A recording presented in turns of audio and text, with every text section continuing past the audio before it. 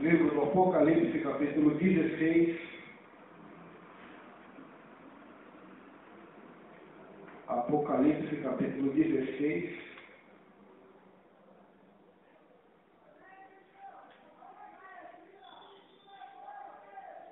Já estamos quase no final. Apocalipse 16, verso 1 e o verso de número 2. O primeiro flagelo é o título. Diz assim: ouvi vinda do santuário uma grande voz dizendo aos 7 anjos: ide derramai pela terra as 7 taças da cólera de Deus. Saiu, pois, o primeiro anjo e derramou a sua taça pela terra. E aos homens portadores da marca da besta e adoradores da sua imagem sobrevieram úlceras malignas e perniciosas. Amém?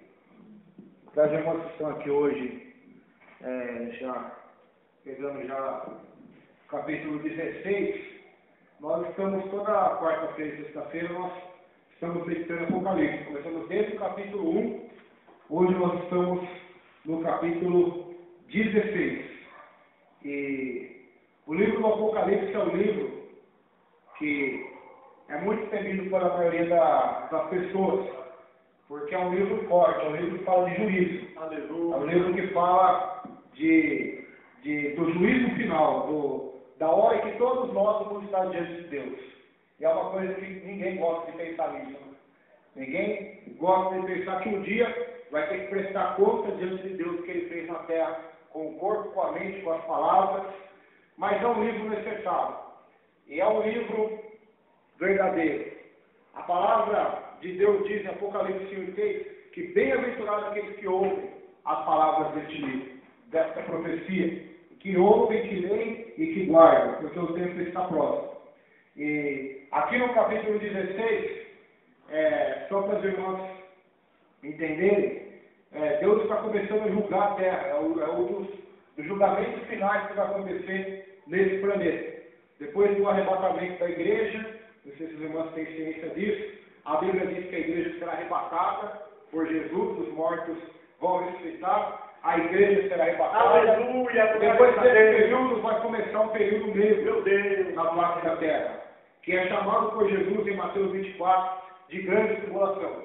Se você ler lá em Mateus capítulo 24, Jesus vai dizer assim: se esses dias não fossem abreviados, nenhuma carne ia sobreviver, ia ser salvo. Tamanha vai ser a intensidade do que vai acontecer nesse período, que tem até data, são 7 anos, que vai acontecer na Terra. E nesse período de 7 anos, vai haver a ascensão de um grande líder no mundo. Ele é chamado pela Bíblia de Anticristo, o homem da iniquidade, o homem que vai falar, que vai ter a aparência de um cordeiro, mas vai ser um dragão, fala como um dragão, que vai ter a aparência de um Messias, mas é Satanás por trás. A Bíblia diz que este homem vai fazer fogo descer do céu.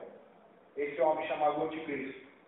A Bíblia diz, está em Apocalipse 13, nós já passamos por esse estudo, as irmãs quiserem ouvir, depois tem tudo na internet, pregação por pregação no YouTube, sobre isso. E Apocalipse 13 diz que vai ter um homem que vai ajudar o Anticristo, ele chama falso profeta. E esse homem, nós lemos aqui, para as irmãs entenderem, no capítulo 16, da marca da besta, você vê aí no versículo 2, a marca da besta, os adoradores da sua imagem. Nesse tempo vai haver uma marca. Isso as irmãs já devem ter ouvido, 666. Já ouviram falar do 666? A marca da besta? A marca do anticristo? E através dessa marca, quem não tiver ela nesse período, a Bíblia diz que não vai poder comprar nem vender. Não vai poder fazer absolutamente nada. E o anticristo, todos aqueles que recusarem essa marca, que recusarem adorá-lo como Deus, a Bíblia diz que ele vai perseguir ferozmente e vai matá-los. Vai perseguir. Então, quando nós estamos aqui em Apocalipse 16, já está quase no final do reinado do anticristo. Deus já está começando a julgar a terra, antecedendo a sua volta para reinar por 1000 anos na terra. Então, quando nós lemos isso aqui, nós estamos vendo nada mais, nada menos do que os juízos de Deus. Essa voz vinda do santuário é do céu. estes 7 anjos, cada um deles tem uma taça na mão. E o Apocalipse 16 vai falar sobre essas 7 taças, 7 flagelos. E essas 7 taças são a cólera de Deus que vai ser derramado nessa terra. Os irmãos lembram que Jesus, quando ele estava no Getsemane, ele fez uma oração. E muita gente talvez não passou desapercebido. A Bíblia diz que lá no Getsemane, Jesus estava orando, suando gotas de sangue, e ele dizia assim: Pai, se possível, passa de mim este cálice. Todavia não seja feita a minha vontade, mas seja feita a tua vontade. E a grande pergunta que deixa a maioria das pessoas perplexas, admiradas, é o que era esse cálice que fez Jesus ficar com medo dele? Qual era esse cálice que ele estava com medo de beber? Qual era esse cálice que fez Jesus suar gotas de sangue e dizer para o Pai: Pai, se possível, passa de mim este cálice, mas todavia não seja feita a minha vontade, mas seja feita a tua vontade. Que cálice era esse? Diabo não era. Jesus enfrentou o diabo no deserto, Mateus capítulo 4, enfrentou o diabo por diversas vezes nos evangelhos. O diabo não é esse cálice. Que cálice é este? O pecado que ele cometeu também não é. Que cálice é esse, então, que fez Jesus temer e suar gotas de sangue? Era o cálice da cólera de Deus, da ira de Deus. Por que isso?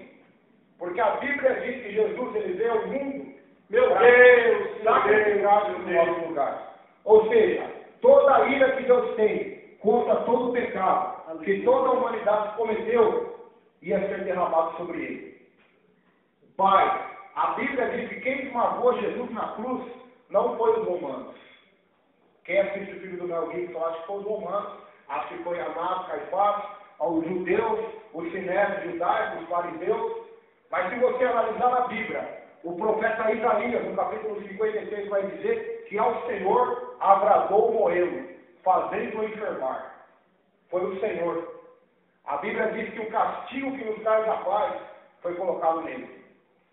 Então aquele cálice, aquela morte na cruz terrível, nada mais era uma das consequências do pecado e uma punição justa e santa de Deus contra o pecado, que foi colocada em Jesus. Por isso que nós, evangélicos, pregamos que a salvação não é por obras, mas é pela fé em Cristo Jesus. Porque obras humanas não podem salvar ninguém, mas o que salva é a fé naquele sacrifício na cruz. Porque aquele sacrifício foi no nosso lugar, para perdoar, para lavar e nos purificar de todos os pecados. Jesus sofreu a ira de Deus, para nós recebermos o amor de Deus. Ele sofreu a justiça de Deus, para nós sermos perdoados. Ele carregou aquela cruz, para nós entrarmos no céu com uma coroa de vitória e de vida eterna. Então, não acaba aí a história.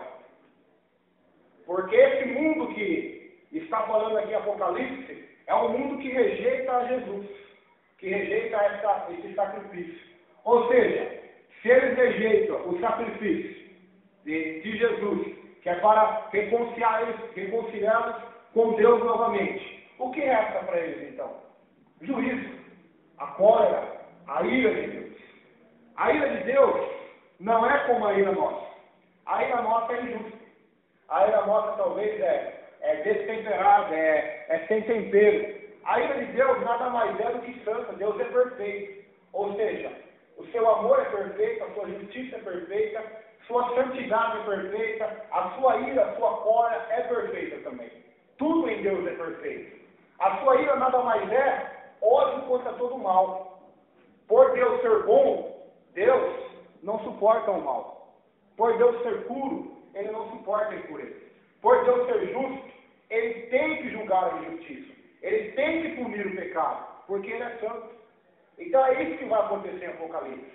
E é isso que as pessoas muitas das vezes não dão ouvidos nem valor pela morte na cruz de Jesus. A grande pergunta é: Jesus, qual é o interesse de Jesus na terra? Se você lê os evangelhos, qual é o interesse principal dele para com o homem? abençoá-lo nas suas finanças? Você vai ver que não. Era curá-lo suas doenças físicas? Também não. Qual que é, então, o principal tema de Jesus? Ele mesmo vai dizer, eu não vim chamar os justos ao arrependimento, mas os pecadores. Eu vim chamar as pessoas da terra ao arrependimento, a voltarem para Deus. Então, ele mesmo diz a sua missão. Porque o principal problema do homem hoje não é a crise financeira, não é a falta de hospitais, o principal problema não é um bom casamento ou um bom trabalho. O principal problema da humanidade hoje não é a pobreza. O principal problema hoje é o pecado. Porque o pecado, como consequência, traz todas as demais desgraças. Então, é esse pecado a qual Jesus vem nos chamar para se arrependermos dele. O próprio anjo Gabriel, quando apareceu a Maria, ele disse assim para Maria: Maria, você vai dar à luz a um filho. O seu nome vai ser Jesus. Sabe o que significa o nome Jesus? Em hebraico é Josué, significa o Senhor salva. Mas salva do quê? Aí Gabriel continua dizendo, você vai colocar o nome de Jesus e ele salvará o povo dos seus pecados. Estará no Evangelho, em Mateus, se você ler lá, está claramente escrito assim. Só que a humanidade não quer se arrepender do pecado. Em Apocalipse, capítulo 16, nós vemos que haverá um julgamento de Deus, um juízo de Deus. E esse primeiro anjo, ele vai derramar a sua taça pela terra.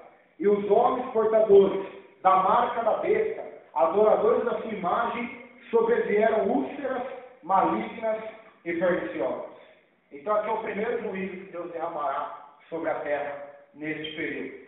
Sobre aqueles que têm a marca da besta, sobre aqueles que adoram a imagem da besta. Ou seja, todos aqueles que não adoram a Deus em espírito e verdade se tornam idólatras. E esse julgamento virá. E tem muita gente aí, tem até muitas igrejas que ensinam que quem manda doenças é o diabo. É verdade, tem doenças que o diabo manda. Mas essas aqui, é Deus que está mandando, não é o diabo. Deus também manda.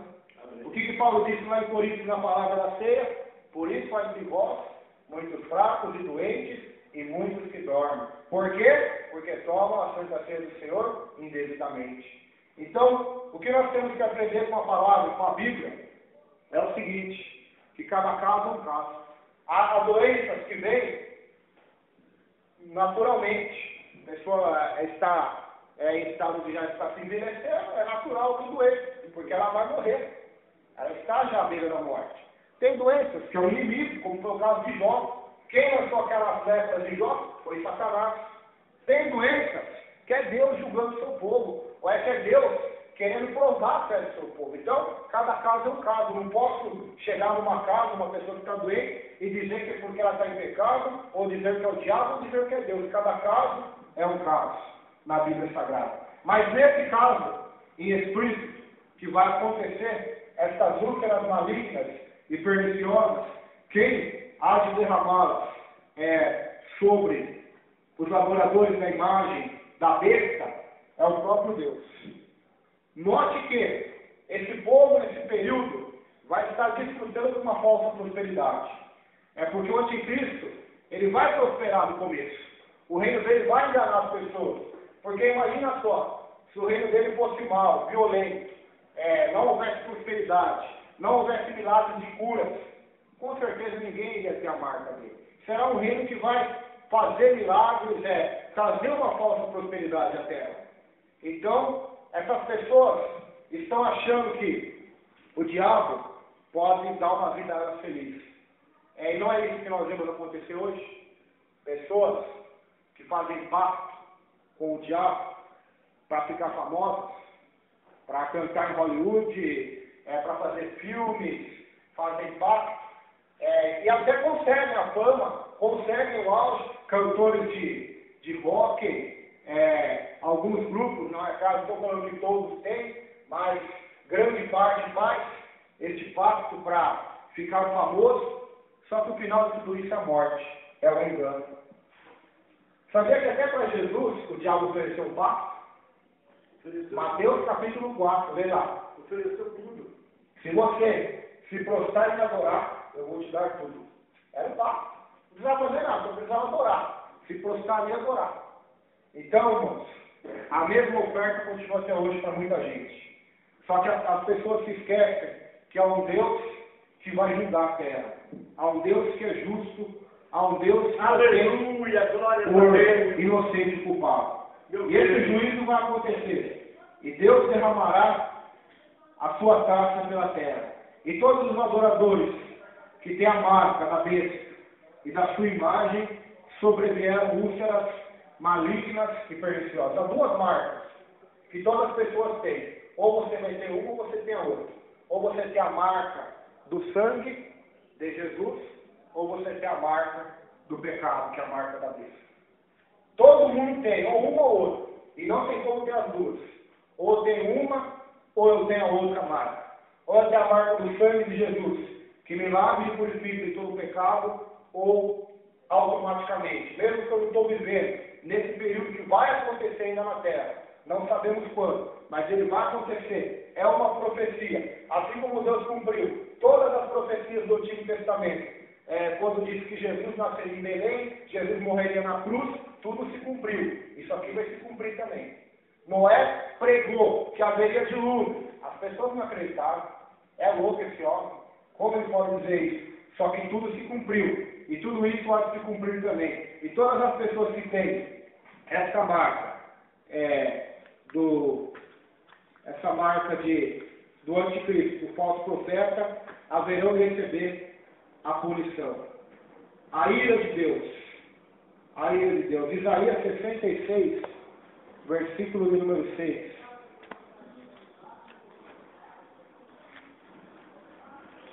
Diz assim.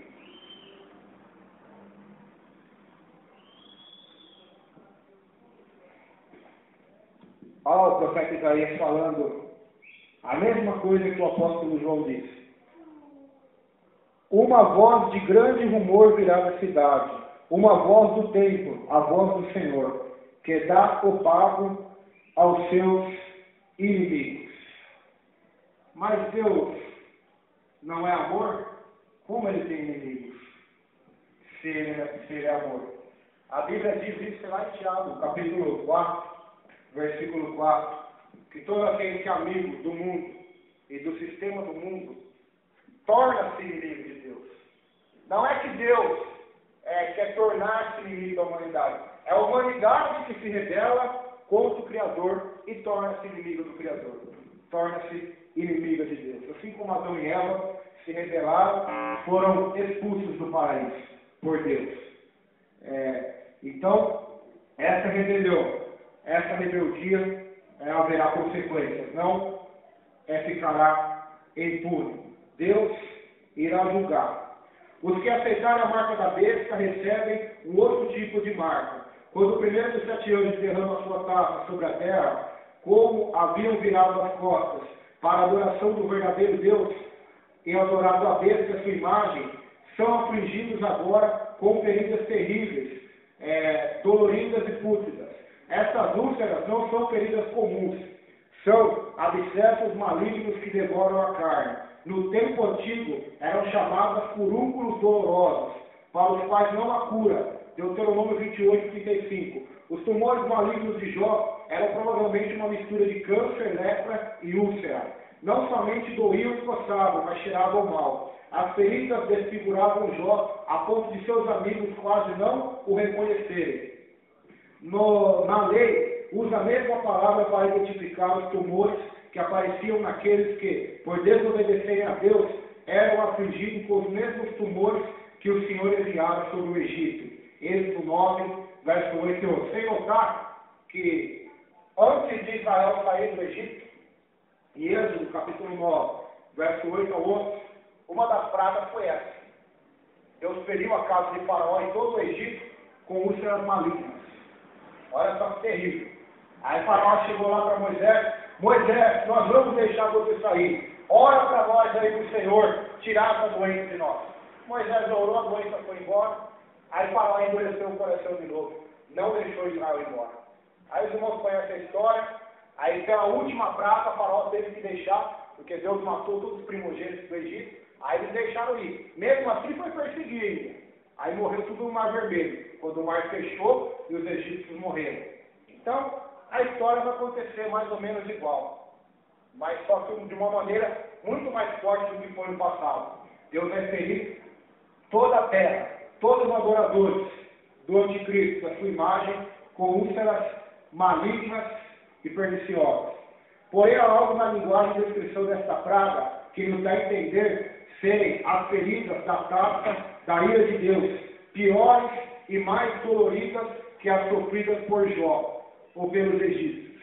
Alguns comentaristas querem tratar esta praga como significando feridas da corrupção moral, mas a dor sofrida e os resultados oriundos dela mostram ser essa literal, letal e física. Então, alguns estudiosos da Bíblia, que passam a vida inteira estudando a Bíblia, eles acreditam que essa praga será pior do que aquela que Jó teve. Será pior do que foi mandada no Egito. Será bem pior. Porque será o maior julgamento de Deus que vai ocorrer ainda. Não precisa ficar com medo, porque isso não vai ocorrer agora. Vai ocorrer num futuro, que não sabemos. A Bíblia diz que não sabemos o dia e a hora em que Jesus voltará. Mas depois da sua volta, vai se levantar o anticristo. Então vai começar todos esses julgamentos, todas essas tragédias vai acontecer. Então, é importante nós notarmos que o mesmo Deus que é amor, é isso que nós temos que aprender desse texto. É um Deus que julga também com justiça. O mesmo Deus que perdoa, o mesmo Deus que tem misericórdia, é o Deus também que julga e pune os que não se arrependem. João Batista, quando ele pregava, ele dizia assim: raça de víboras, quem nos ensinou a fugir da ira vindoura? Olha o que ele chamava o povo. Vai um pastor, vai um pregador chamar o povo de cobra hoje. É capaz de ele apanhar na saída. Mas João Batista pregava assim. Se você ler lá, ele pregava assim. Jesus Cristo, quando ele pregava, ele dizia assim: arrependei-vos, porque está próximo o reino dos céus. Ou seja, a mensagem desses homens, a mensagem de Paulo, lá em Atos 17, quando ele vai pregar para os filósofos gregos, ele fala assim: Deus não levou em tempo as suas ignorâncias, mas agora anuncia a todos que se arrependam. Pedro, em Atos capítulo 3, a primeira mensagem dele, depois que ele foi cheio da presença de Deus, sabe qual foi? Arrependei-vos e crede no Senhor Jesus. Então, não tem outra mensagem. Não tem aqui o que nós queremos inventar. A mensagem é clara: arrependei-vos dos seus pecados e creiam em Jesus. Do contrário, será o julgamento e o juízo de Deus. O próprio João diz: quem nele crê, está salvo. Quem nele não crê, já está condenado. Já está condenado aqui, agora na terra. Então, esse juízo será derramado sobre a terra. E essas doenças, e as pessoas que prezam tanto pelos seus corpos, e não pela glória de Deus, terão seus corpos destruídos pela ira de Deus. Pois o apóstolo Paulo, ele disse assim lá em Coríntios, que se alguém destruir o corpo, que é o templo do Espírito Santo, Deus o destruirá no último dia. Então, é o que nós vemos acontecer hoje. Pessoas gastam milhares de reais com o corpo, para deixar o corpo mais bonito. Não que eu estou falando que seja errado, mas tem pessoas que gastam milhares e milhares aí por mês. Tem pessoas que ficam de 2, 3, 4, 5 horas na academia todo dia malhando e não se lembram de Deus, nem um minuto sequer. Note que eu não estou dizendo que é errado fazer exercício, pois a Bíblia recomenda exercício, o exercício é bom para o corpo. Eu não estou falando que é errado se arrumar ou cuidar do corpo, mas o que está acontecendo é uma inversão de valores. As pessoas estão preocupadas mais com a aparência, com o corpo, do que com a glória de Deus. E não com a aparência física. Elas estão preocupadas em aparentar e ostentar algo que elas não são e que elas não têm. Então é por isso que o juízo de Deus vai ser certo. Porque enquanto Jesus nos ensinou a buscar o reino de Deus, a sua glória e a sua justiça, as pessoas têm buscado tudo menos o reino dos céus. Até na igreja, se você vai nas igrejas, as pessoas vão, mas não vão para buscar o reino dos céus. Muitas das vezes elas vão para ser um amigo do sofrimento. Elas vão para ter uma porta de emprego aberta, para ter um carro, para ter tantas coisas. Você liga a televisão lá e tem os problemas para você ver. Venha para Jesus que Ele vai te prosperar. Venha para Jesus que Ele vai te dar carro. Você não vê ninguém falando, venha para Jesus que Ele vai te dar vida eterna. Por quê? Porque o homem hoje é extremamente materialista. As pessoas que você trabalha, pode ver, extremamente materialista. Extremamente só pensando no dinheiro, só pensando em como ficar mais rico, só pensando em como adquirir bens. Por isso o juízo de Deus vai vir. Porque o homem só pensa nele. O homem só pensa no seu egoísmo. O homem não pensa mais no seu semelhante. O homem não pensa mais nas coisas de Deus. O homem não busca mais ter uma comunhão com Deus. Não busca mais, não ora, não lê mais a palavra, não se interessa mais. Porque a questão aqui não é somente estarmos aqui. A questão aqui é no nosso quarto. Nós conversamos com Deus. No nosso quarto. Na nossa vida. Nós andamos com Deus. Nós temos vergonha de Deus. Então essa é a questão. A questão aqui não é se eu venho na igreja ou não venho. Porque Jesus disse algo, irmãos, que eu estava na cara de mim que sou pregador. Amém. Mateus 7, ele disse assim, muitos vão chegar naquele dia, no meu trono, e vão dizer, Senhor, eu preguei em teu nome. Eu profetizei. Eu fiz até milagres em teu nome. Ele vai dizer, sabe o que ele vai dizer? Nunca vos conheci. Apartai-vos de mim, vocês que praticam iniquidade. Por isso que nós devemos procurar ter uma vida com Deus, ter uma vida com o Senhor, ter uma vida com Cristo Jesus.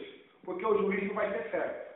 O juízo não tardará. Segundo flagelo, terceiro versículo, diz assim, derramou o segundo anjo a sua taça no mar, e esse se tornou em sangue, como de morto, e morreu todo ser vivente que havia no mar.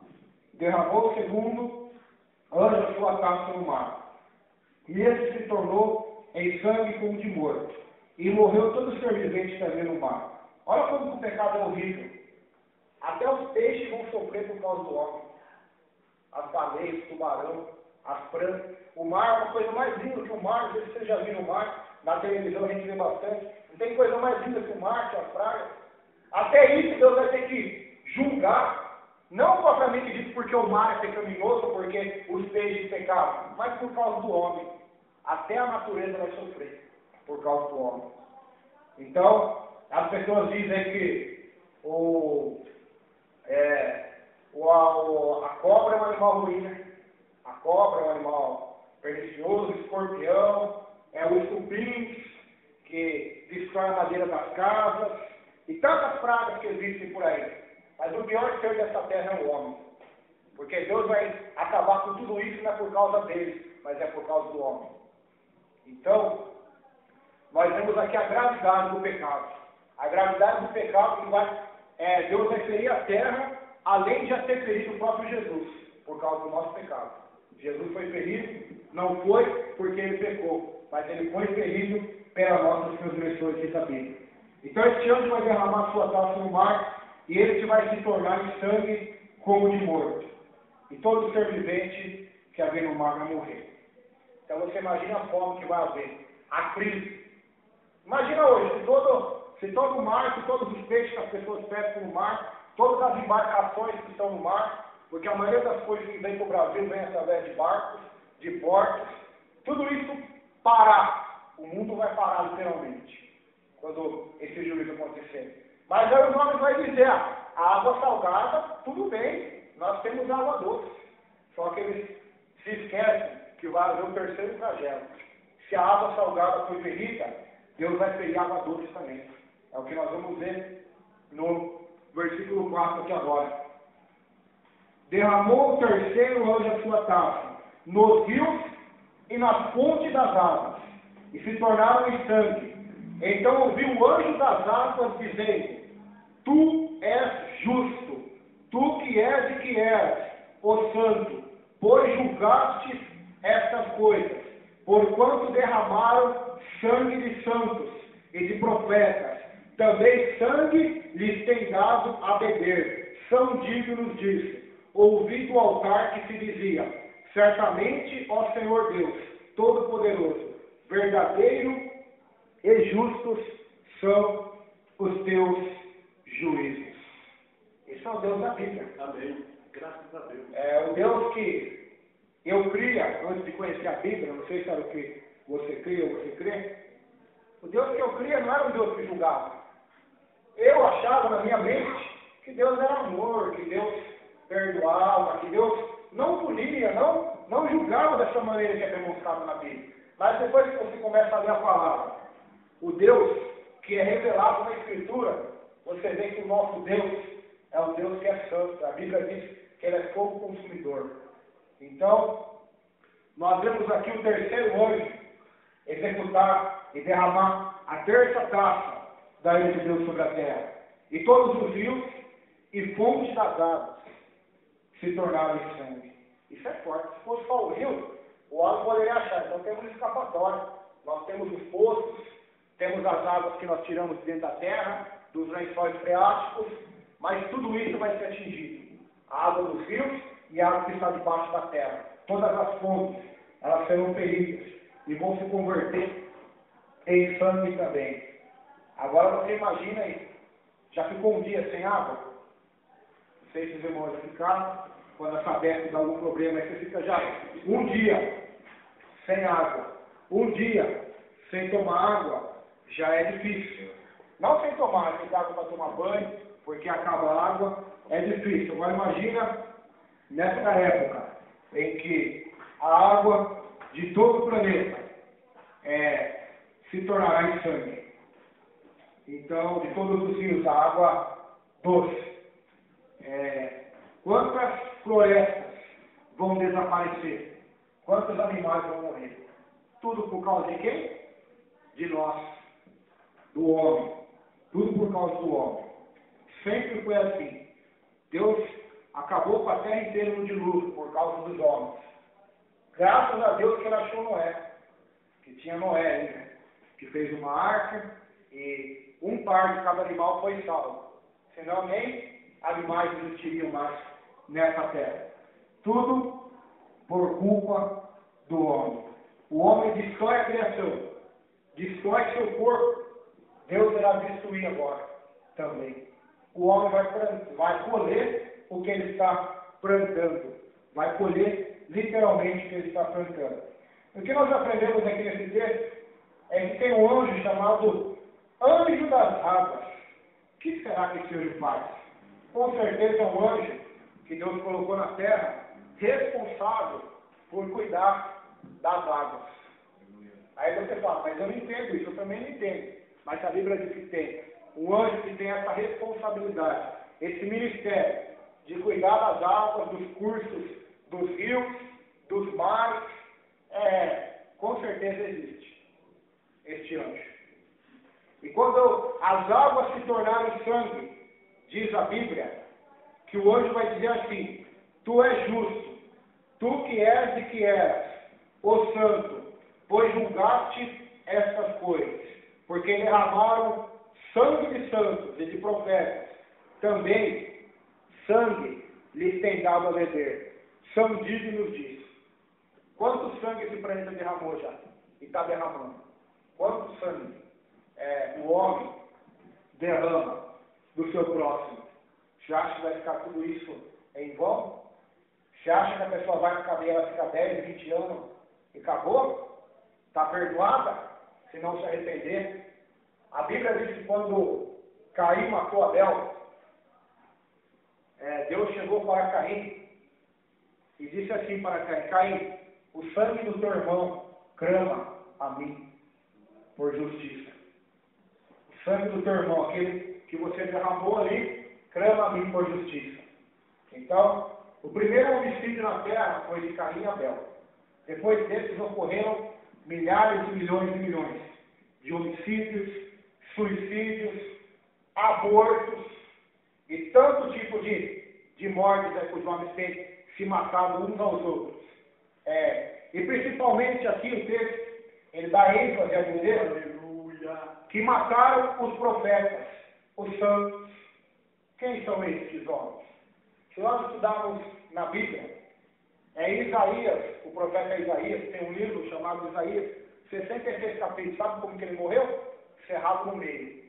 O rei Manassés, que era o rei na época de Judá, por causa das palavras de Isaías, que eram contrárias a ele, as profecias que mandavam ele se arrepender, se converter, ele não gostou.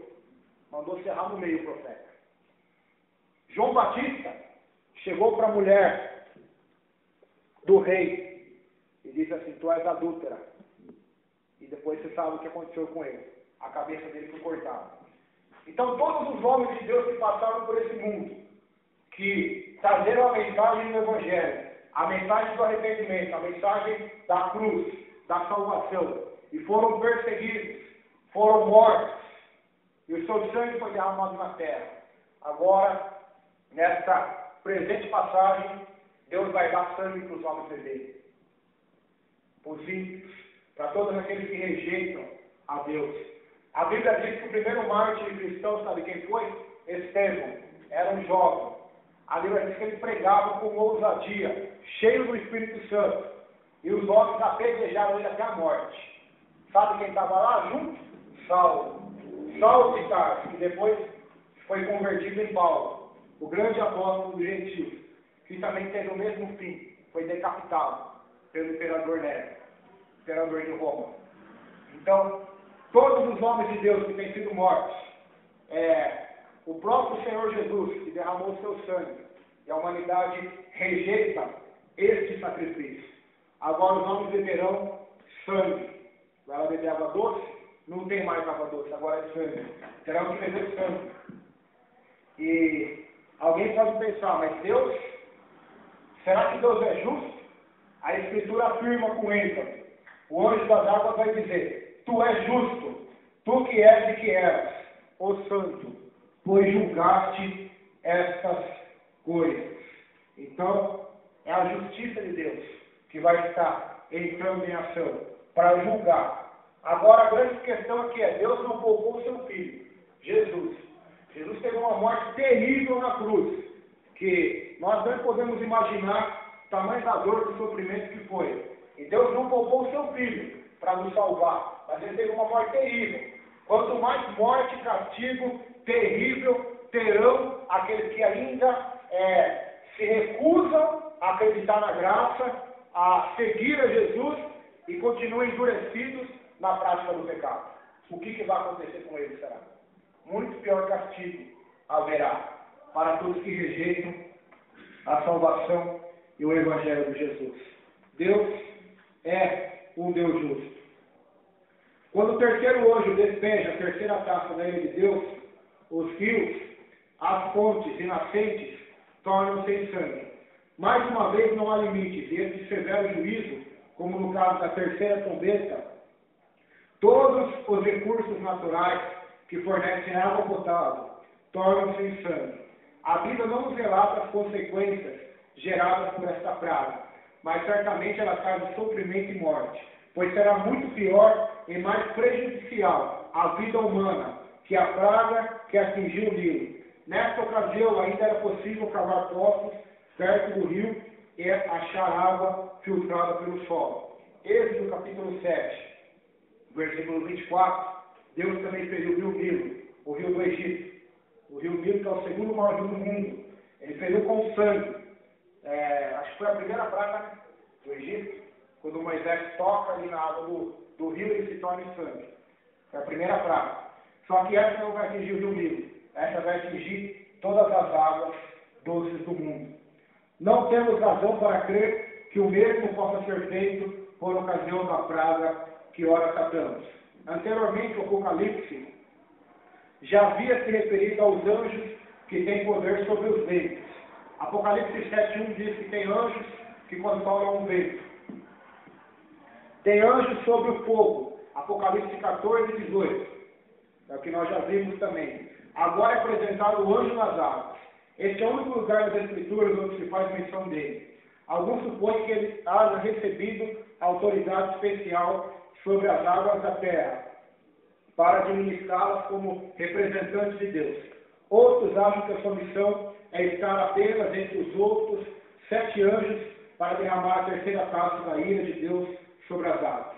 Este anjo, porém, age de maneira diferente. Apresenta a razão de ser desta praga terrível. Proclama a justiça de Deus. A semelhança de Abraão, reconhece o Senhor Deus como juiz de toda a terra. Aleluia, glórias a Deus. Gênesis capítulo 18, 25. Diz assim, Meu Deus. Abraão vai interceder por Sodoma e Gomorra. Deus vai destruir Sodoma e Gomorra. E Deus tinha anunciado isso a Abraão. Só que Abraão, como um homem de Deus, um homem que amava as almas, que amava as pessoas, ele não aceitou isso, ele foi orar. Mas Deus, e se tiver justos ali naquela cidade? O Senhor vai destruir tudo? Aí Deus falou, se tiver, eu não destruo. Aí ele está intercedendo. Até que chegou um momento que nós veremos justos em Sodoma e Gomorra, a não ser Ló. E a destruição foi iminente. Só que Abraão, nessa oração que ele fez, em Gênesis capítulo 18, ele chama Deus, no versículo 25 do capítulo 18 de Gênesis, juiz de toda a terra. Deus é o juiz de toda a terra. Ele também exalta o Senhor como o eterno Deus, o Santo, que és, que eras e sempre serás. Em razão do que Deus é, sempre agirá de acordo com a sua natureza santa e justa. E de fato, o anjo reconhece ter já o Senhor Deus demonstrado sua verdadeira natureza ao julgar os seguidores do Anticristo. Deus demonstra a sua santidade, perfeita justiça a julgar os povos da terra, dando-lhes sangue a beber. Eles são culpados por haverem derramado o sangue dos justos. Faziam parte de um sistema que primara e martirizar os santos e profetas. Santos são os crentes do Novo Testamento, que viveram vidas consagradas a Deus e dedicadas ao seu serviço, apesar das muitas perseguições. Desde Estevão, ao primeiro mártir da igreja, aos dias de hoje, milhares de cristãos têm sido mortos por causa de seu testemunho e amor a Cristo. Muitos ainda hão de selar sua fé com o próprio sangue. Profetas são os porta-vozes de Deus. Esta passagem aplica-se principalmente aos profetas do Novo Testamento, usados pelo Espírito Santo para fortalecer, edificar e encorajar os crentes da igreja local. A semelhança dos profetas do Antigo Testamento, não temeram expor suas vidas até o ponto de perdê-las por amor a Cristo e ao Evangelho. Nessas pragas finais fica evidente estarem já mortos os que se recusaram a receber a marca da besta. Quanto aos que tomaram, são culpados pela morte destes mártires.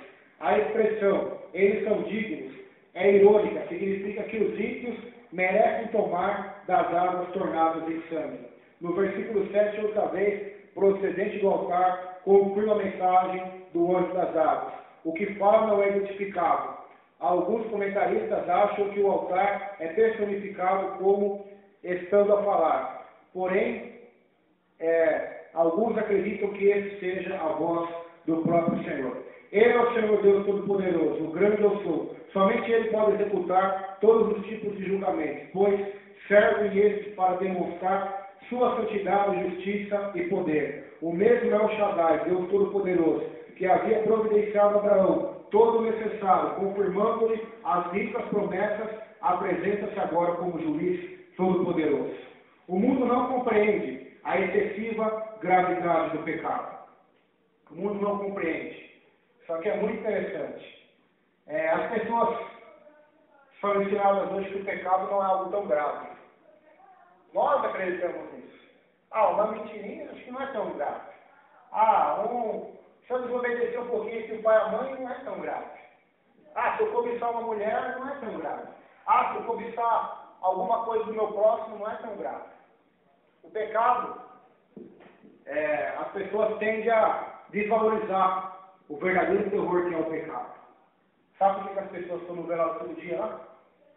Por causa do pecado. O preço do pecado é a morte, diz a Bíblia.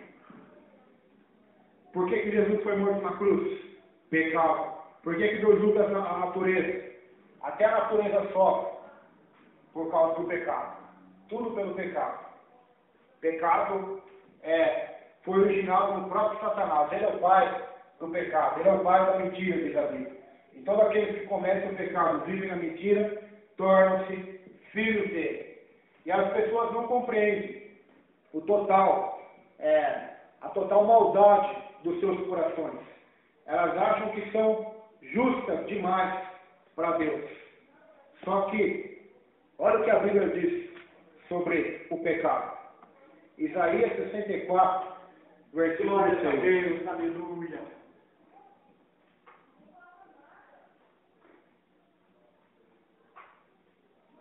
Se nós vemos como o homem está em pecado, a humanidade, nós vamos ainda falar que Deus é misericordioso até demais para essa humanidade ainda.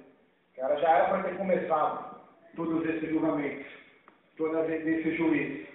Mas a Bíblia diz que a misericórdia de Deus é a causa de não sermos consumidos. Só que a Bíblia diz que a paciência de Deus tem um limite também. Então, aqui já estou no limite, Apocalipse. Agora é a hora do juízo. Isaías 64, versículo de número 6. Diz assim: mas todos nós somos como o imundo, todas as nossas justiças como o capo da imundícia, e todos nós caímos como a folha, nossas culpas como o vento nos arrebatam. O que o profeta falou aqui?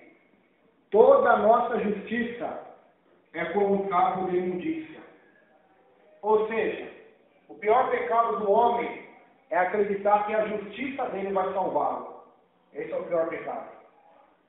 Por que os fariseus rejeitaram a Jesus? Porque eles achavam que eles tinham justiça, que eles não precisavam de Jesus. E por que o mundo hoje, por que as pessoas hoje rejeitam a Jesus? Porque elas acham que pelas obras delas, ou por fazer caridade, ou por fazer algum tipo de benfeitoria, aquilo vai tirar a culpa do pecado que elas já cometeram em toda a vida. Não vai apagar. E a Bíblia diz que os nossos atos de justiça para Deus são comparados com um saco de imundícia. Por quê? Deus é justo e santo e perfeito. Nós somos imperfeitos. E como seres imperfeitos vão conseguir fazer algo com as suas vidas que agradem o Senhor perfeito? Não conseguirão. Por isso que o profeta Isaías me disse: o que é um saco de imundícia? Você quer que eu fale aqui em português, sabe o que é esse saco de imundícia? Que eles usavam no Antigo Testamento? As mulheres, quando estavam no período menstrual, usavam pano, e depois que elas usavam, aquilo era chamado saco de imundícia. Então Deus está falando assim: toda a justiça nossa junta aqui, entre todos os homens, para Deus é um saco de imundícia.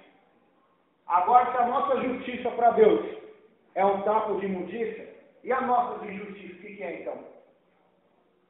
Muito pior do que isso ainda. Então, por isso que Jesus veio, para trazer a salvação ao homem, para trazer justiça ao homem. Salvação. Por isso que quem é salvo por Jesus, a Bíblia diz em Romanos 5, é justificado da ira de Deus. A justiça de Cristo passa sobre ele, e ele é perdoado, e ele então entra nos céus, pela justiça de Deus. Porque pela justiça humana, pela justiça e obra humana, ele não consegue se salvar. Até porque se algum homem conseguisse se salvar sem Jesus, seria um homem justo, um homem que, eu não preciso de Jesus, eu me salvo porque eu sou bom, eu me salvo porque eu faço coisas boas. E a morte de Jesus foi em vão, então. Para que precisou Jesus morrer na cruz? Se quem vai salvar é eu que vou me salvar. É as minhas escolhas, é as minhas obras que vão me salvar. Não. Quem salva o homem é Jesus. Jesus salva o homem do inferno, do pecado, da condenação e transforma ele numa nova criatura para ir para o reino dos céus. É isso o que Jesus faz na vida do homem. Mas os homens continuam rejeitando a justiça de Deus, apegando-se à própria justiça, apegando-se ao próprio conhecimento. Meu Deus, meu Deus. Quarto flagelo e último desta noite, verso 8 e 9. Sexta-feira vamos fazer o quinto, o sexto e o sétimo. Quarto flagelo, Apocalipse 16, 8.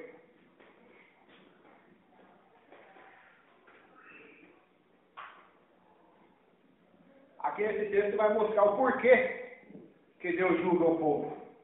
Não é porque Deus tem prazer na morte do ímpio. Nós vamos ver aqui que é uma oportunidade de arrependimento ainda, para a humanidade ainda nessa época. Falar. Verso 8 e 9, o quarto flagelo. O quarto anjo derramou a sua taça sobre o sol, e foi-lhe dado queimar os homens com fogo.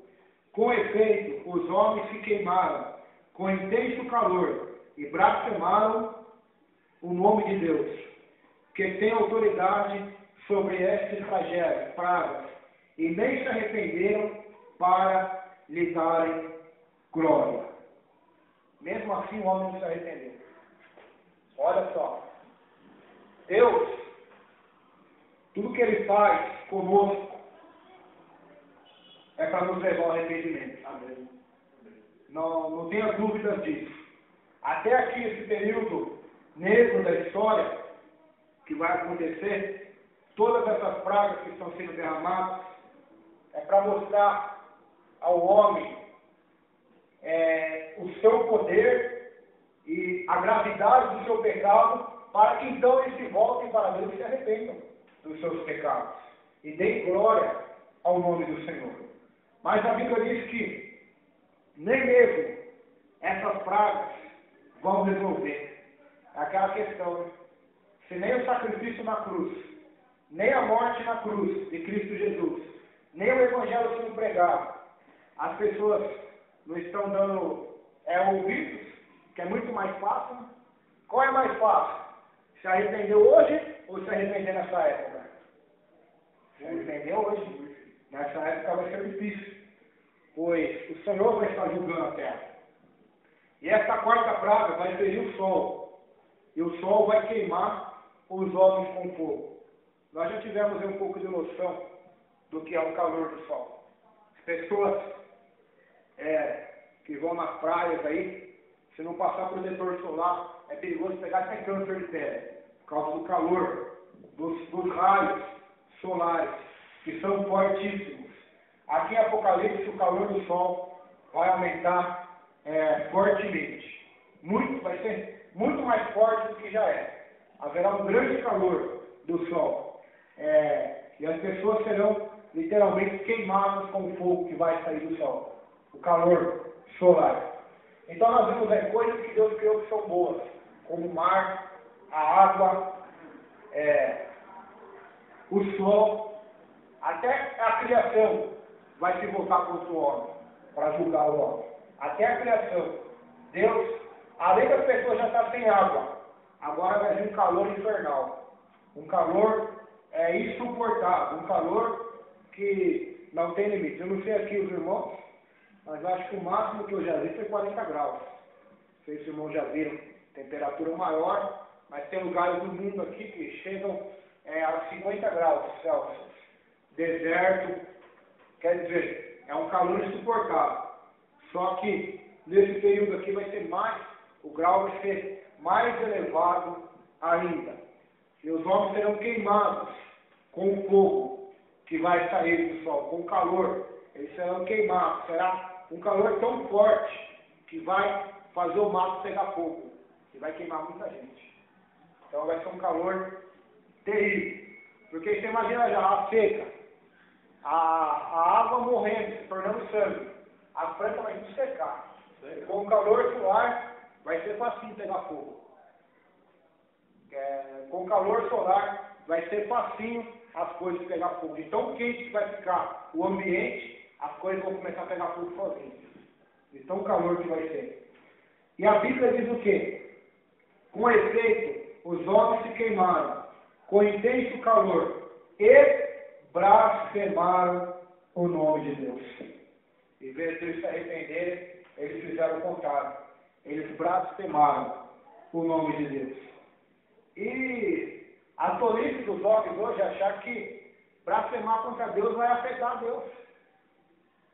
Irmãos, pode a gente se unir, tudo nós aqui, e o mundo inteiro se unir. Como estão se unindo fazendo um passeata político.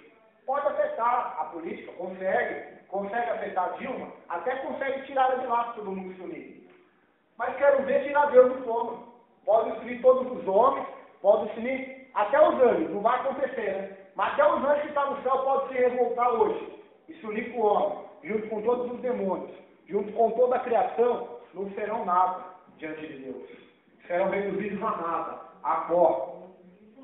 Então, os homens vão blasfemar contra o nome de Deus. A Bíblia diz: escapa do homem que contende com o seu Criador. Cuidado com as suas palavras. Cuidado com os seus pensamentos. Por que Deus permite isso acontecer na minha vida? Por que aquela pessoa dá certo e eu não dou? Por quê? Por quê? E as pessoas começam a murmurar. E depois da murmuração vem a blasfêmia. Esse é o perigo. Elas começam a blasfemar contra o nome de Deus e não se arrependem dos seus pecados. Devemos tomar muito cuidado com isso. Aqui, nesta presente passagem, eles irão blasfemar e não vão se arrepender para lhe darem glória. Então, mais uma vez aqui, o foco de Deus é o arrependimento. O foco de Jesus era o arrependimento. O foco de João Batista, de todos os profetas, era o arrependimento. O foco de Paulo era o arrependimento. O foco dessas pragas é levar o homem a se arrepender. Mas você falou tanto de arrependimento hoje, mas não explicou o que é arrependimento. Eu vou te explicar em poucas palavras o que é arrependimento. Arrependimento não é sentir tristeza, porque se fosse, Judas teria se arrependido, porque ele se enforcou quando ele saiu de Jesus. Não é remorso. Isso não é arrependimento. Fez uma coisa errada e depois ficou com remorso aí. Não é arrependimento. O que é arrependimento? É mudança de comportamento. É voltar-se a Deus. Isso é o significado da palavra arrependimento, conversão. É voltar-se para Deus, ou seja, é abandonar o erro, abandonar o que desagrada a Deus, para voltar-se a Deus e segui-lo. Esse é o chamado de Jesus para todos nós. Se alguém quer vir após mim, não é obrigado, mas se quiser, negue-se a si mesmo, ou seja, arrependa-se de quem você é. Negue-se a si mesmo. Negue as suas vontades que vão te levar ao pecado, ao orgulho, ao mundanismo. Negue-se a si mesmo. Tome a sua cruz. Tome a minha mensagem, o meu evangelho, a minha morte na cruz. Tome sobre si como exemplo de vida e prática de vida. E siga-me todos os dias. Esse é o evangelho. Esse é o convite de Jesus. Se alguém quer ser seu discípulo, seguidor, não tem caminho fácil. Se eu falar para você que o caminho é fácil, eu estarei mentindo, pois o próprio Senhor disse que a porta é estreita e o caminho é apertado que leva à salvação. E poucos são os que encontram. Mas por que tem tanta gente então? Por que tem tanta multidão? Eu estava falando sobre isso hoje com um amigo meu lá no açougue do mercado. Eu estava falando exatamente sobre isso. Que hoje as multidões seguem Jesus. Tem 40 milhões de evangélicos no Brasil. É isso que eles falam, né? Mas eu acho que praticante mesmo, se tiver 10% disso, vai ser muito. Então tem 40 milhões de evangélicos. Então uma grande multidão. Assim como teve nos evangelhos. Mas se você ler os evangelhos, depois você lê Atos capítulo 1 e 2, havia só 120. Lê lá. Só 120 que aguardavam a promessa do Espírito Santo. Então não era uma multidão que seguia Jesus. Era uma multidão que ia atrás do que ele tinha para oferecer agora, no presente. Multiplicação de pães, curas, libertações de demônios. É a mesma coisa hoje. A multidão vai atrás dessas coisas. Mas, se encher do Espírito, negar a si mesmo, vai cair muito número aí. O próprio, eu falei do Egito aqui, sabe quantas pessoas saíram do Egito? Tem a noção, não? A Bíblia diz que foi 600 mil homens. Homens, quando fala, é casados. Ou seja, foi mais 600 mil mulheres aí. E filhos que eles tinham uma rima. Então, mais ou menos por baixo, aí, de 1,5 milhão a 2 milhões de pessoas saíram do Egito. Judeus, descendentes de Abraão, Isaac e Jacó. Guiados por Moisés até a terra prometida. E quantos deles entraram na terra prometida? Sabe quantos? Nem Moisés entrou. Porque no meio do caminho também de conversão não se refere ao que eu faço, mas assim o que Deus está fazendo dentro de mim. Amém. Mudando o meu comportamento, mudando a minha vida, transformando o meu caráter, transformando o meu coração. Porque o Evangelho não é mudança na aparência, é exterior. O Evangelho não vai mudar o que você é por fora, primeiramente. Não vai mudar o que você é por dentro. A igreja primitiva, quando se convertia, ela não se preocupava em bens materiais, mas ela se preocupava em repartir. Se você ler lá em Atos, capítulo de número 3 e 4, sabe o que eles faziam na igreja primitiva? Eles repartiam tudo que eles tinham e dividiam entre eles. Cada um conforme a sua necessidade. Hoje a igreja faz totalmente o contrário, irmãos.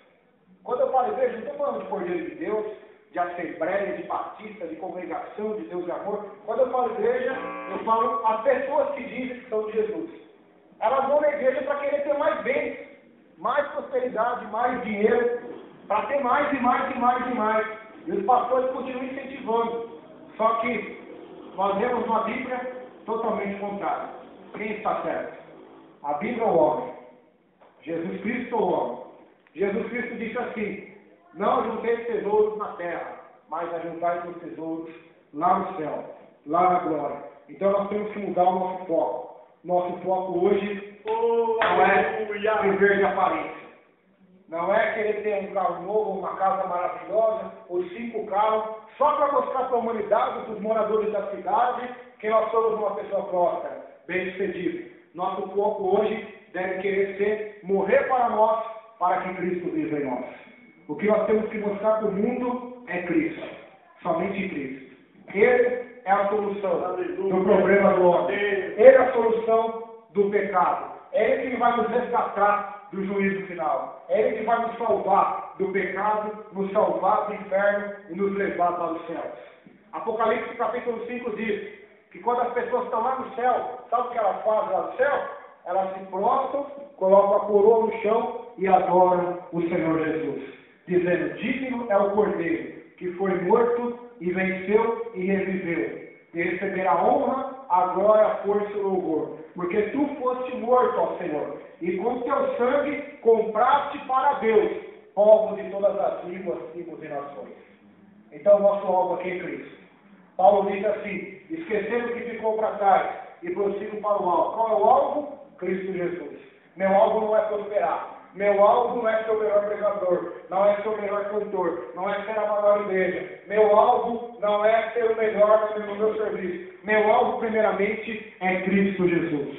Meu alvo. Eu leio a Bíblia, não é para pregar bonito. Eu leio a Bíblia, não é para conhecer mais que as outras pessoas. Eu leio a Bíblia, não é para debater com os outros religiosos que eu conheço. Eu leio a Bíblia, primeiramente, porque eu quero conhecer a Deus. Eu oro, não porque eu quero só obter bens materiais. Eu oro, não porque eu só quero prosperidade. Eu oro, primeiramente, com a principal motivação: eu quero ter comunhão mais e mais com Deus. Esse deve ser o desejo do nosso coração. Se for outro, estamos já errados. Começando errado e vamos terminar errado. Então, comece certo. Busque conhecer a Deus. Busque o Senhor enquanto se pode achar. Invoque enquanto está perto. Feche os seus olhos e veja Noé pregando pela fé agora. Veja Noé pregando lá para aquele mundo antigo. Arrependam-se, convertam-se, voltem-se para Deus, abandonem o pecado, abandonem a prostituição, abandonem a mentira, abandonem o orgulho, a ganância, voltem-se para Deus, andem com Deus. Mas a grande multidão não ouviu.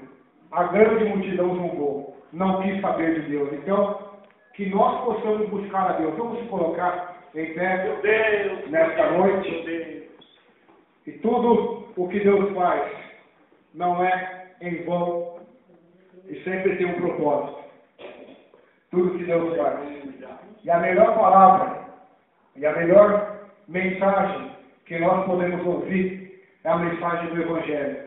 É a mensagem que foi pregada hoje. Essa é a melhor mensagem do que a mensagem da autoajuda, do que a mensagem da prosperidade, porque talvez essas podem enganar o seu coração. Mas a mensagem do Evangelho pode até ser dura, mas ela salva. Pode até tocar as nossas feridas, mas toca para curar, toca para restaurar, toca para libertar. A Bíblia diz: conhecereis a verdade e a verdade vos libertará. Jesus não veio para nos ensinar mentiras, para nos ensinar novos métodos. Ele veio para nos falar a verdade sobre Deus, a verdade sobre a salvação, a verdade sobre o céu, sobre o inferno. Então, que nós possamos nos render totalmente a Deus.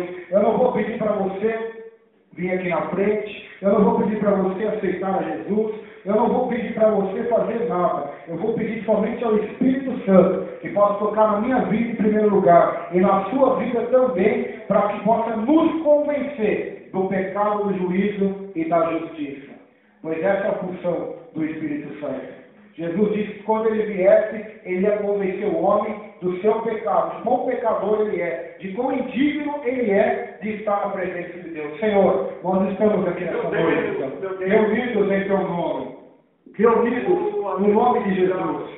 Assim como João Batista dizia: aquele que vem depois de mim, eu não sou digno de desatar-lhe as correias das suas sandálias. Eu não sou digno nem de desamarrar os sapatos de Jesus, o tênis que Jesus usa. Eu não sou digno. O centurião de Cafarnaum também dizia: Senhor, não sou digno de quem fez debaixo do meu telhado. Ó Senhor, nós sabemos da nossa indignidade diante da sua dignidade, Senhor. Nós sabemos da nossa injustiça diante da sua justiça, da nossa pecaminosidade e abominações diante da sua pureza, santidade e perfeições, Senhor. Nós sabemos da nossa feiura diante da sua beleza, Senhor. Nós sabemos das nossas vaidades diante da sua glória toda poderosa, Senhor. Portanto, nos ajuda nessa hora, nos convence, Senhor, do pecado, do juízo e da justiça. Ó Espírito Santo,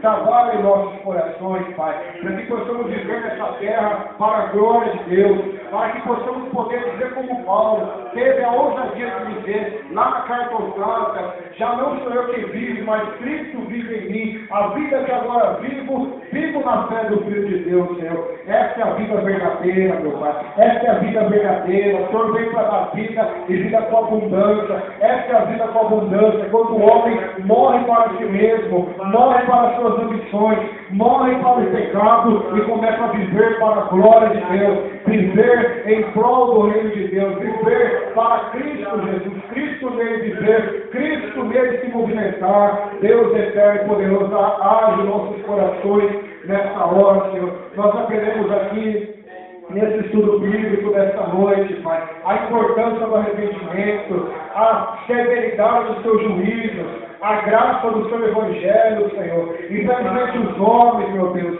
infelizmente aqueles que moram conosco, que trabalham conosco, que participam desta cidade como moradores e de todo esse globo terrestre, a maioria tem escolhido o caminho largo, a maioria tem escolhido o caminho de rebelião contra Deus, a maioria tem achado que tudo, meu Deus, não passa de historinha, tudo não passa de loucura da Bíblia, loucura dos crentes fanáticos, Senhor. Mas nós sabemos que o Senhor é verdade, nós sabemos que o Senhor não é homem para que minta, nem filho do homem para que se arrependa. Nós sabemos que o seu Espírito testifica isso em nossos corações, nos dando esta fé e esta certeza de que tu és santo e que o Senhor vai julgar a terra com justiça e com juízo, e que a tua cólera, a tua ira será derramada sobre esse planeta, porque o homem se recusa a adorar o Criador, a adorar o Deus eterno, e prefere continuar adorando a criatura, adorando os ídolos,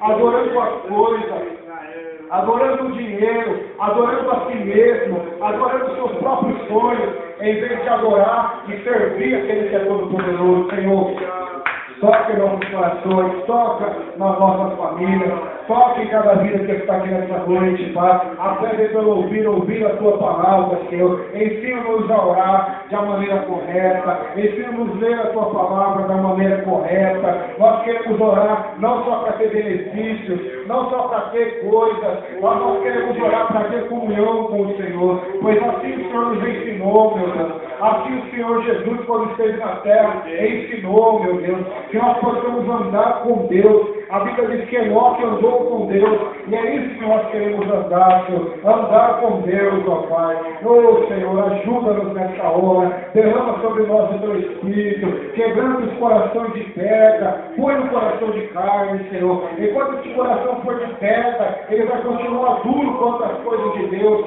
duro para se render a Deus, duro para fazer o que Deus quer. Mas nós pedimos a Ti, Senhor, tira o coração de pedra, põe um coração de carne, um coração igual ao Teu, um coração semelhante ao Teu, disposto a Te ouvir, disposto a Te obedecer, disposto, meu Deus, a se render voluntariamente e totalmente a Ti, sem reservas, meu Pai. Ajuda-nos neste momento, Senhor. Opera em nossos corações, ó Pai. Opera em nossas vidas, Senhor. Opera, porque sabemos que desde a antiguidade não se viu, não se ouviu um Deus além de Ti que trabalha para aqueles que no Senhor esperam.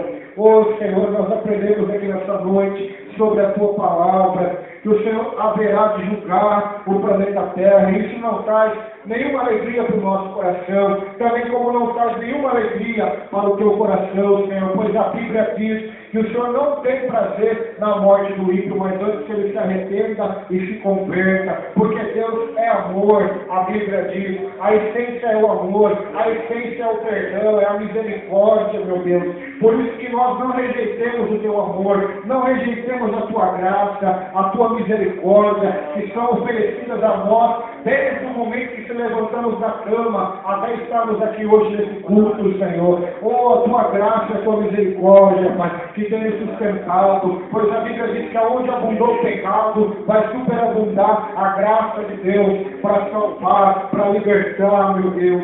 Por isso nos ajuda, meu Deus, nos ajuda, Espírito Santo, trabalha nos nossos corações. Oh Deus, mostra para cada um de nós a gravidade do nosso pecado, porque foi o nosso pecado, meu Deus, que colocou Jesus naquela cruz, foi o nosso pecado que fez o Filho de Deus sangrar, que fez o Filho de Deus ser zombado, que fez o Filho de Deus ser cuspido, que fez o Filho de Deus ser humilhado, ficar seminu naquela cruz, sangrando até morrer. Foi o nosso pecado, Senhor, que fez ele apanhar com aquele chicote, meu Deus, fez ele sangrar, rasgou, lacerou as costas dele. Foi o nosso pecado, não foi o pecado do nosso irmão que está do nosso lado, foi o nosso pecado, foi a nossa maldade, foi o nosso egoísmo, foi o nosso egocentrismo, foi a nossa vaidade, meu Deus, foi a nossa, meu Deus, faltas, meu Deus, que fez o Filho de Deus morrer naquela cruz. Ó Senhor, nos ajuda nesta hora a nos converter, a nos arrependermos do pecado, porque o arrependimento não é algo que acontece uma vez na vida. O arrependimento deve ser diário, deve ser contínuo, deve ser progressivo, deve ser dia após dia nos arrependendo de quem somos, para ser transformados em quem Deus quer que nós sejamos. Senhor, nos ajuda a se arrepender todos os dias da nossa vida, a confessar os nossos pecados, a se humilharmos diante de Ti, Senhor, porque o Senhor é digno de receber a honra, a glória, a força e o louvor.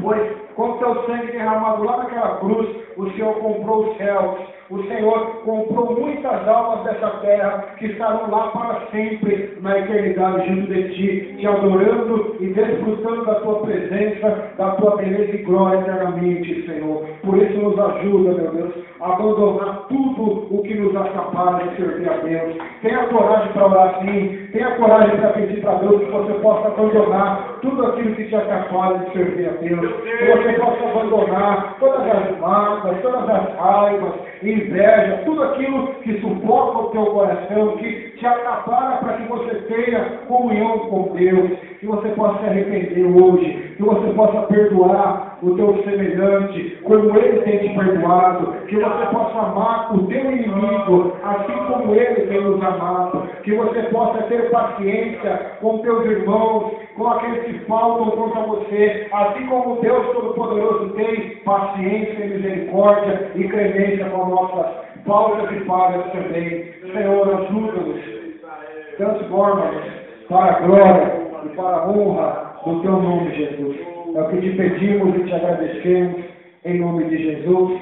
Amém.